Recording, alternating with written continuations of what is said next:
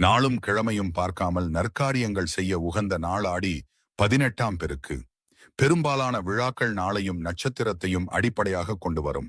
ஆனால் ஆடிப்பெருக்கு அப்படி அல்ல. நீரின்றி அமையாது உலகு. பெருக்கெடுத்து ஓடிவரும் தண்ணீருக்கு நன்றி சொல்லவே உருவானது ஆடி 18ஆம் பெருக்கு. மழைத்துளிகள் ஒன்றிணைந்து குளம், குட்டை, ஏரி, ஆறுகள் அனைத்தும் நிரம்பி வழியும். அந்த நீரை சுமந்து அனைத்து உயிர்களுக்கும் வாழ்வளிக்கும் காவிரி அன்னைக்கு நன்றி சொல்லும் வகையில் ஆற்றங்கரையில் இந்த நாள் கொண்டாடப்படுகிறது. ஆடிப்பெருக்கு நாளன்று ஸ்ரீரங்கப் பெருமாளே காவிரி தாய்க்கு சீர்கொண்டு வருவார்.